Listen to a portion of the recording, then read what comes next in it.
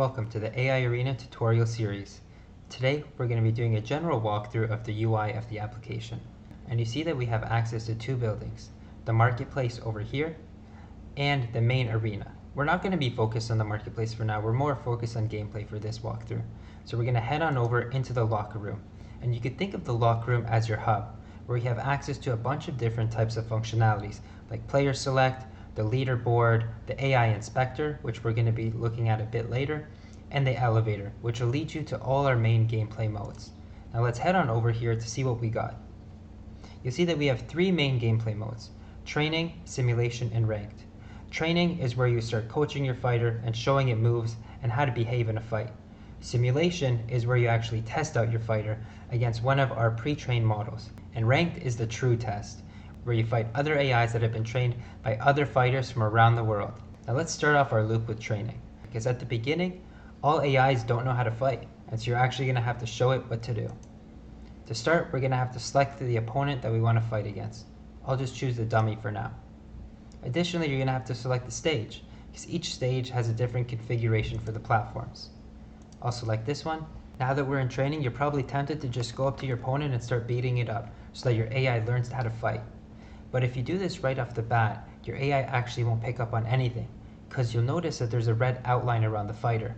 And this is actually telling your AI not to pay attention. So if you look in the top left corner, we have this thing called data collection. You actually have to toggle it on to tell the AI when to pay attention to your fighter. Now we have a whole separate video dedicated to this, explaining what it is and why it's important. But for now, just know that you have to turn it on in order for your AI to pay attention to what you do. So now that it's on, I'm going to go up to the opponent and hit it a few times. And once it does that, I'll just end training early just to show you guys how to actually train with the data that we collected. Now, we're also going to have a separate video dedicated to the training configuration. We're going to walk through what all these things are and how they're important and how they fit into your training regimen. For now, I'll just pick something that I know will kind of work pretty well. Once I click train, you're going to see in the top left corner that the probability of the AI taking various actions will start to change.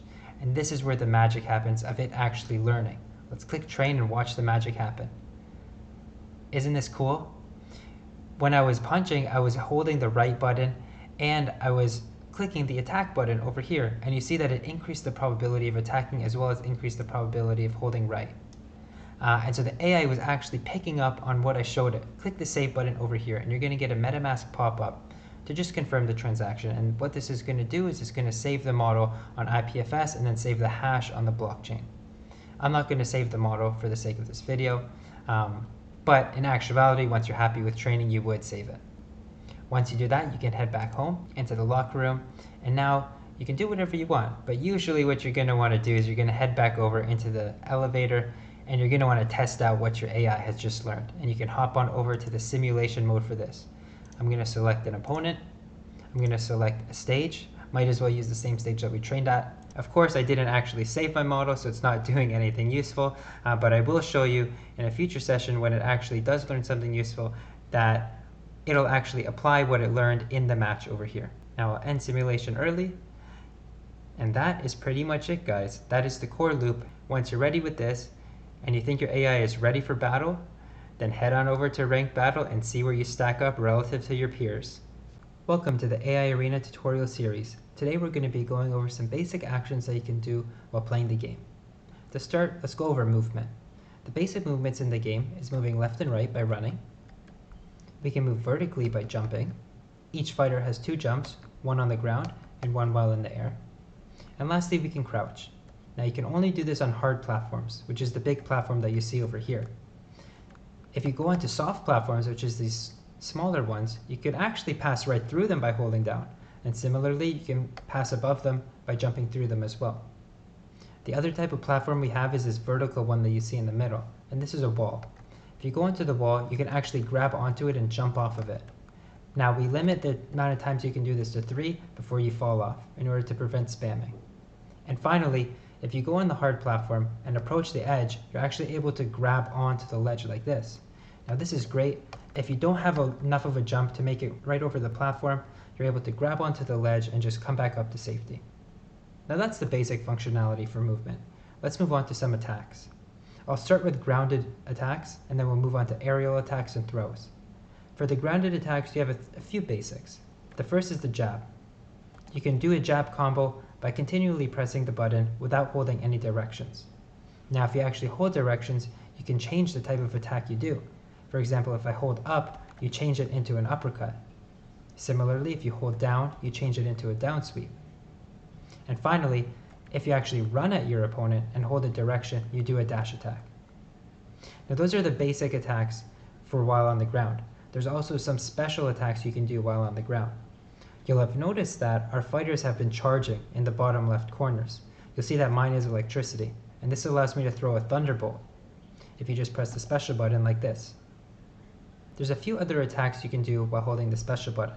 If you hold up, you actually do a flip kick, and if you hold to the right, or I guess to the left, depending on where you're facing, you can charge up for a headbutt, like this.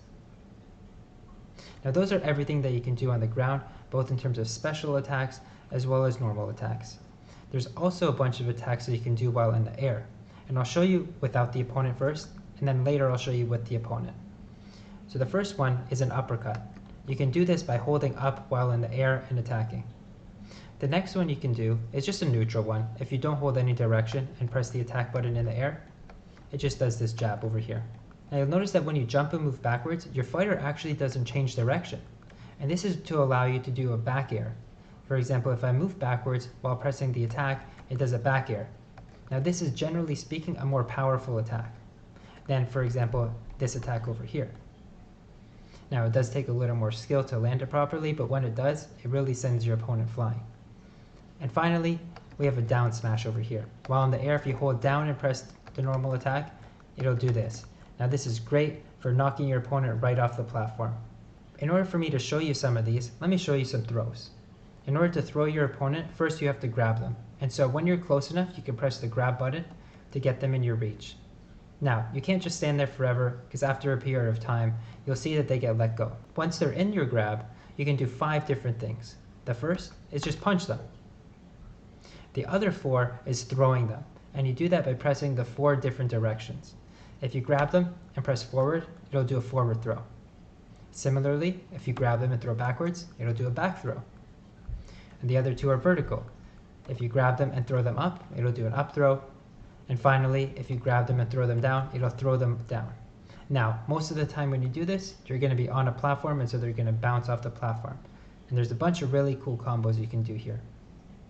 But to end it off, I'm just going to show you a pretty simple combo that I love doing, which is combining a grab, throw, and some aerial attacks. You can do some jabs into an uppercut, follow that up with an upper air, and you can do some combos like that. Also, you can do a bunch of cool stuff like jumping off the wall and punching your opponent like that. And at the end of the video, I'll show you guys a cool combo that I love doing. You can jump off the wall, hit your opponent. As they're trying to get back to safety, you down smash them to their death. That's pretty much it, guys. I hope you enjoyed, and happy training. Welcome to the AI Arena tutorial session on data collection, where we're going to show what it is, why it's important, and how to use it properly. So to start, you'll probably notice a red outline around your fighter. Now this is actually telling your model not to pay attention to what you do. So if I start jumping around and moving side to side, the model is actually not going to be paying attention to this. And so it's not going to learn this. And so to actually get it to start paying attention, we have to turn on data collection at the top left corner over here. So once we turn it on, we're going to see a blue outline around our fighter, and we can actually start doing stuff, and your model will pay attention. So if I run to the right over here, your model will know from this scenario, I want you to start running to the right. And if I turn it back off and I run to the left, your model is going to ignore that. So as far as your model is concerned, all you did throughout this training session was start off here and run to the right, and that's it. And this is very important if you want to get into a specific scenario and show your AI what to do from that scenario. Now let me give you an example so it's more concrete. Let's say that you want to show your model how to get back on stage. If you were collecting data all the time, what would happen is you would have to jump off stage and then jump back on stage. But from the model's perspective, it's saying, okay, when I'm near the edge, jump off and then jump back on, which can be a pretty dangerous thing to do. So what you want your model to do is ignore the part when you're jumping off and only paying attention to when you jump back on. And that's where data collection comes very important, where essentially you're on red, i.e. your model's not paying attention. Once you get off stage, turn it on, and then jump back on stage. Now, of course, if you had to manually click this button every time, it can get pretty hard to do properly. So of course, we have keyboard shortcuts and button shortcuts. On the keyboard, you click at the right shift key, and on the controller, you click the logo button. Now I'll show you what I mean. So let me jump off stage, and then I'm going to turn data collection on and then jump back on stage. Just like that. I'll do it again. And that's how you show your model basically how to get into a scenario where you wanted to ignore up until that point, and then once you're in that scenario, start paying attention and get back on stage. Now you'll also notice that both times that I did that, I was facing away from the stage. And another important concept in data collection is balancing your data set. So what you're going to want to do is you're going to want to face your stage now and show it the same thing. We're going to do it twice, and boom. So now it knows how to get back on stage both when you're facing away and when you're facing the stage. Now you'll also notice that I only did it on the left side. And so if you want to truly balance your data set, you're going to want to have to go to the right side and do the exact same thing. So I'll just do it a few times in both directions. And now we balance our data set. And this is very important because if we don't balance our data set, then your AI is going to learn a skewed policy, right? It's only going to know what to do in certain scenarios. I.e., if we only showed it what to do on the left side of the stage, it's only going to know how to get back on stage from the left side. And so we also needed to show your AI how to get back from the right side. Again, these AIs can't read your mind, so you have to be very specific in what you show it. And that's data collection in a nutshell. Welcome to the AI Arena tutorial series. Today, we have a special one for you. We're going to be going over the AI Inspector, one of my personal favorites. This one allows you to see directly into the mind of the AI and see what it'll do in every possible scenario that you can put it in. Now there's a lot to cover, so I'm going to break it down.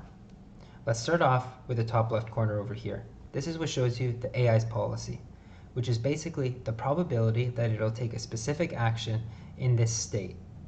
And the state is basically just defined by everything you see on the screen over here. The AI's position, where the platforms are, the percentage, the number of health it has, all this stuff. And I'm going to be walking through these in a bit more detail a bit later. But basically, given all this information, the AI takes it in and it spits this out, which is basically the probability of moving in this direction and taking this action. Now let's break this down a bit further. The direction is comprised of 8 different directions. Up, upright, right, down, so on and so forth. Essentially 45-degree increments. And actually, 8 isn't the correct number. There's actually a 9th one.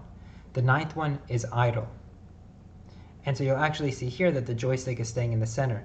And it's because, if we hover here, it tells us that the most likely action is actually idle, i.e. don't move the joystick in any direction, at a 20% probability. And on the right-hand side over here, we have all non-directional actions, which if you look at the legend, you'll see that they're grab, shield, jump, attack, and special.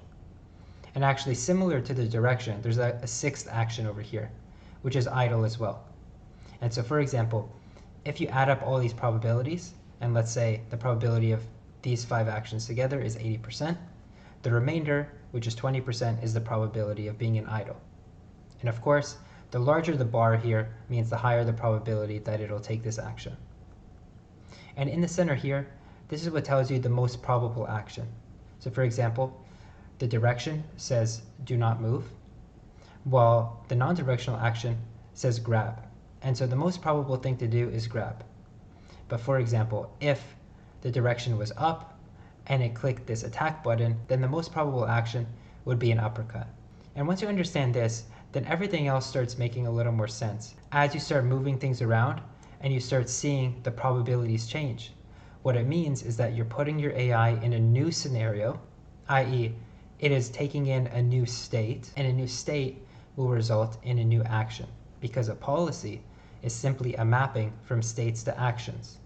So as the state changes, so does the action that the AI will take. Now let me show you how we can start toggling everything here to really start changing up the actions that the AI will take, and you can really dig in and see what it'll do in every scenario. The one I just showed you was moving your opponent around. You can also change the direction of your opponent by right-clicking it. Similarly, you can move your fighter around, and you can change its direction by right-clicking it as well.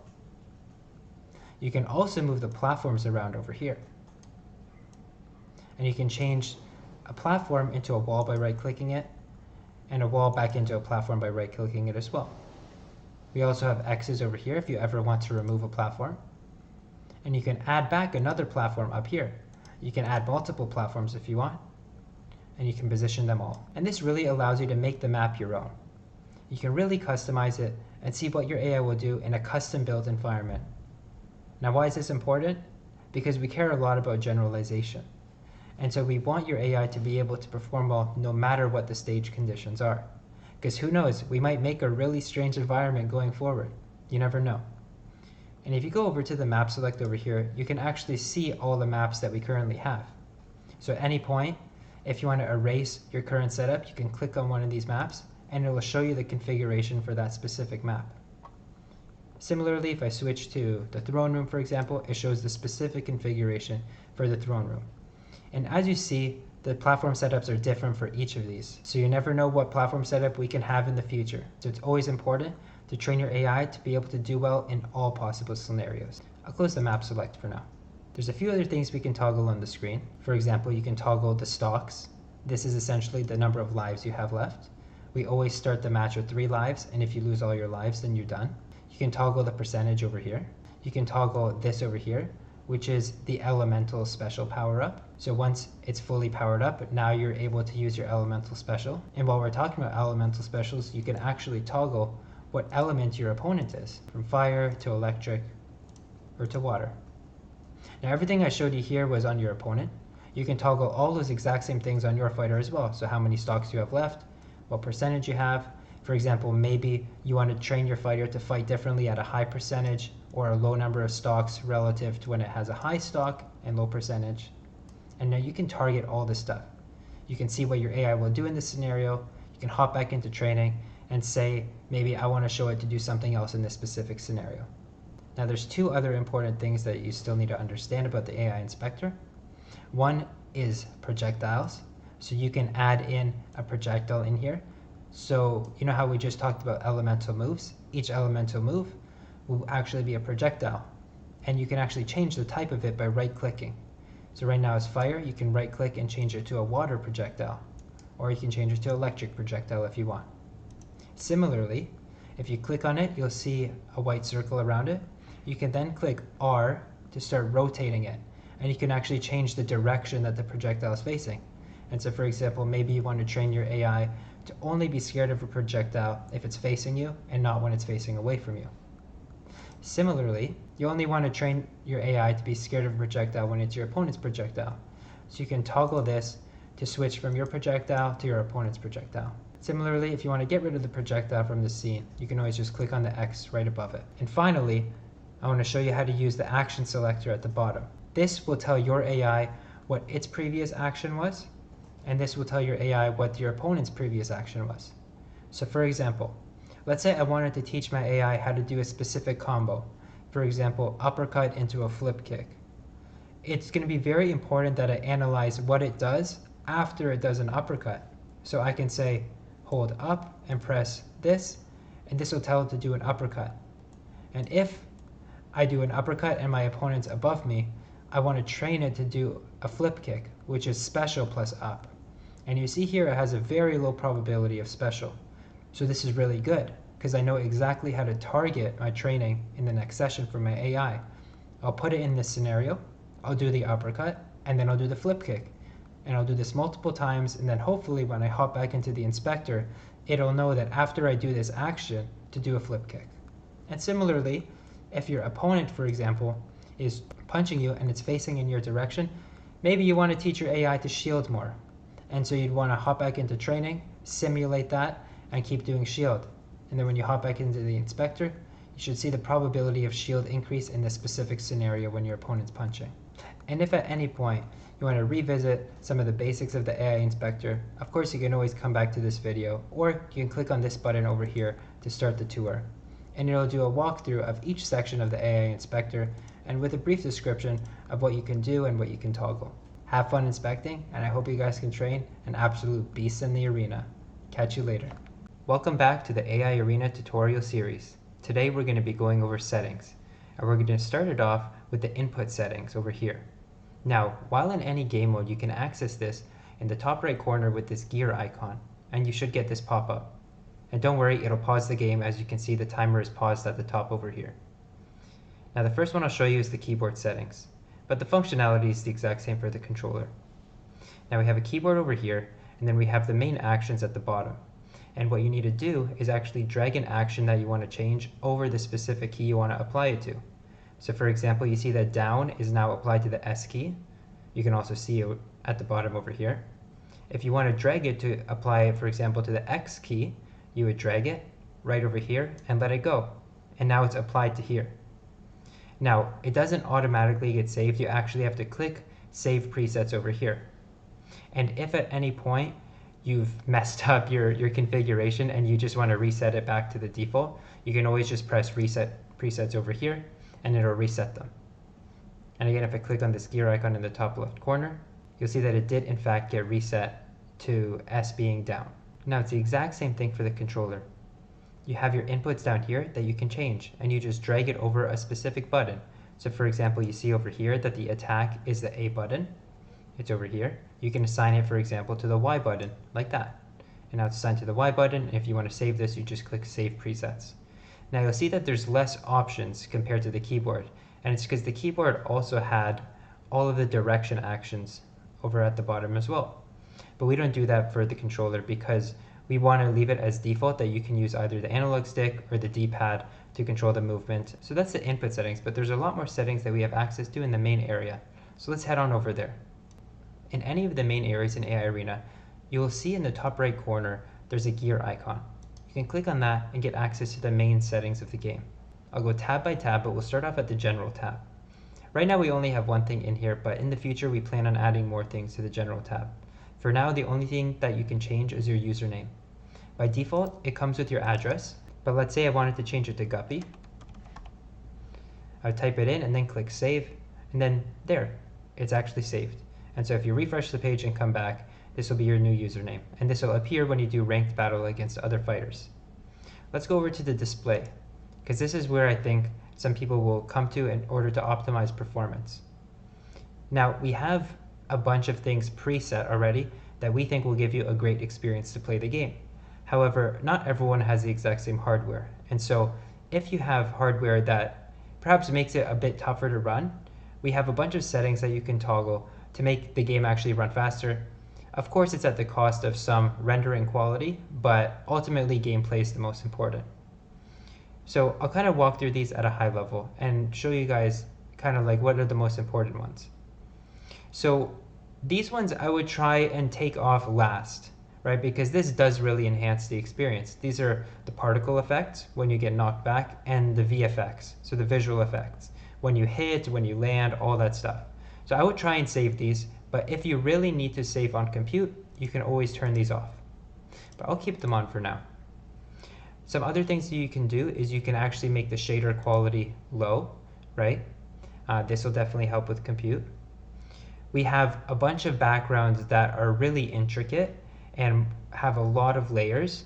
And so by default, we have it turned on because we want you to experience the full backgrounds. However, this does actually cost a lot on the GPU.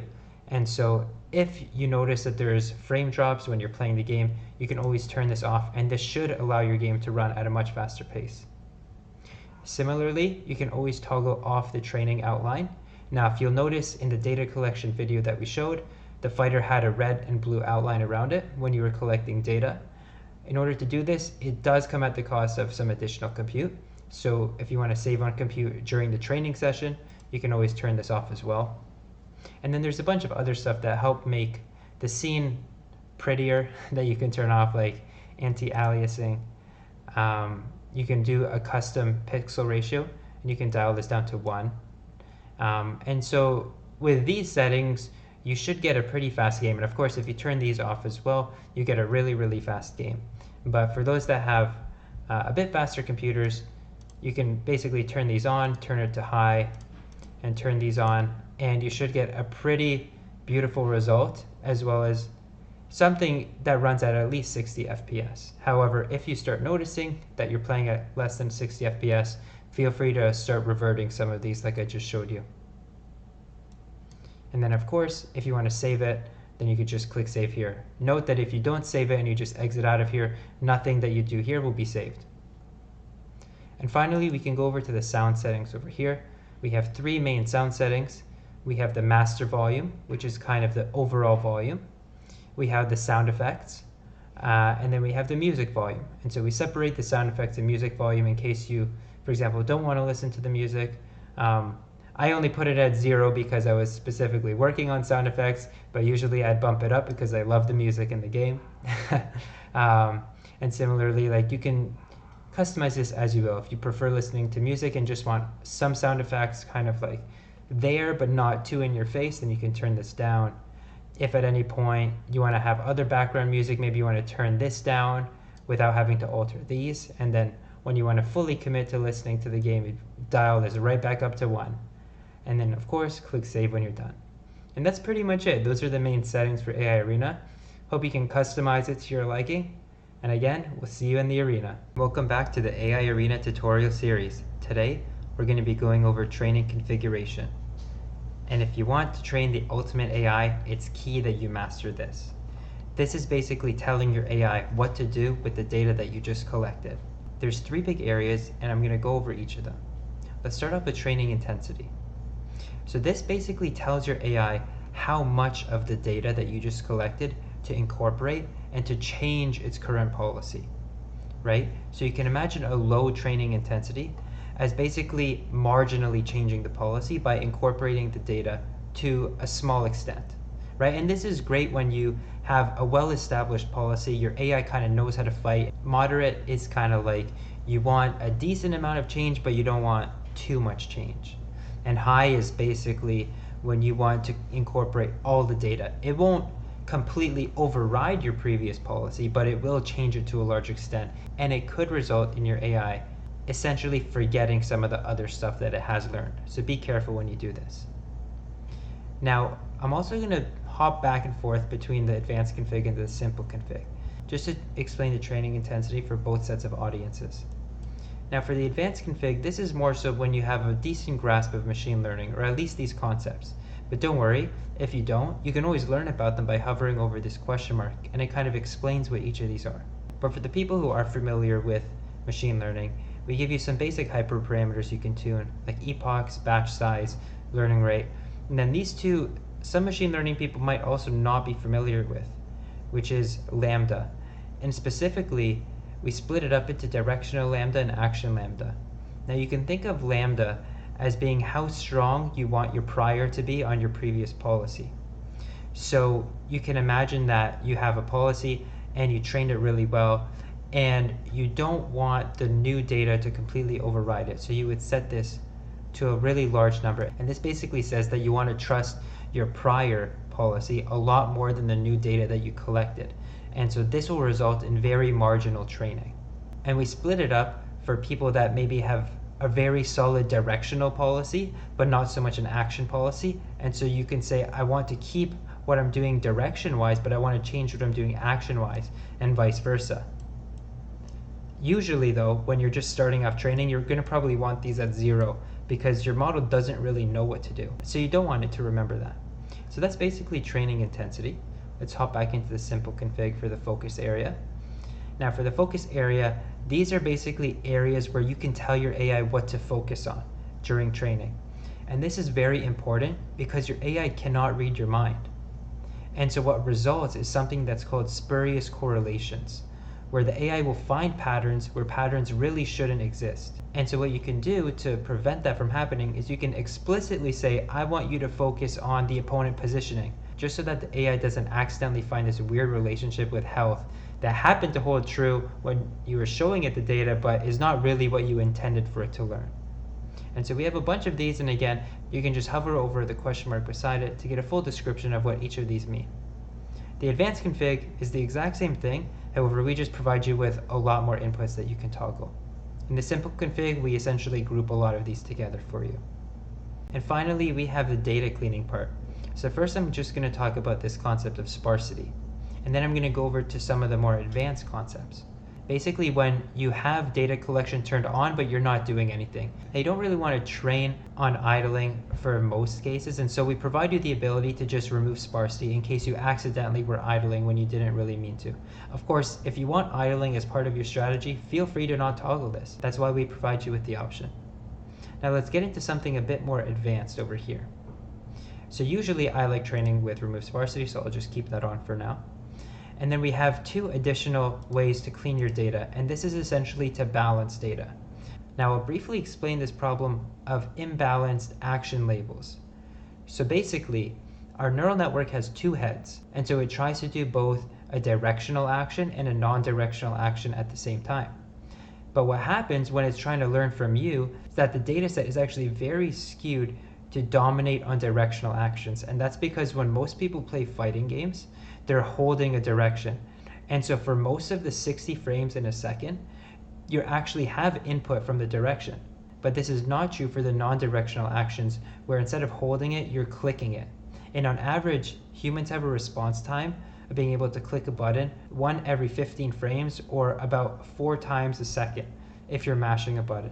That there's this huge imbalance, and we've actually seen that about 96% of the frames that have data for directions don't have data for non-directional actions.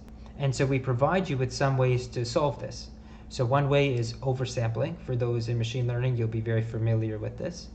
And then another way is an algorithm that we created in-house called multi-stream backpropagation to actually approximate oversampling at a fraction of the compute. Now I actually do this a lot of times just because it's way faster and it approximates it very well. Now keep in mind that this is just an approximation, so the results are not going to be exactly the same every time. However, a large amount of times they are pretty similar. And in fact, sometimes I find that multi-stream is actually better. So you can use each at your own will. Now data cleaning is more of on the experimental side for us, so we're looking forward to your feedback on this. And once you're ready, just click train model. Now I'm going to toggle a few things that I think will result in a decently trained model. And what I'm showing my model is basically how to jump back on stage when it's off stage, which is exactly what we showed you for the data collection part of the tutorial. What I'm going to tell it to focus on where the platforms are and how far we are from those platforms. And again, I removed sparsity, I put multi-stream on, I ramped epochs up, and I turned lambda all the way down. And I'm also going to ramp up learning rate because it's very low right now. So I'm going to ramp it up. And now let's click train and watch the magic happens. Now we're going to be paying attention in the top left corner. And now we see that the policy is starting to change. Now we're on a platform right now, and I didn't really show it what to do on a platform, so it's kind of saying to go in both directions. But as soon as I start moving it off platform, now you see that the probability of jumping went way up, increased by 44%, and the probability of going right also increased dramatically. And now it's at 68%. And now if I go to the opposite end, you'll see that there's a very high probability of moving left, 77%, and the probability of jumping increased by 69%. So it's doing exactly what we wanted. We're able to make sure that the neural network is focusing on the platforms and how far it is from the platforms. And that's it, guys. That's how you use the training configurations and how you train your agent to do exactly what you want.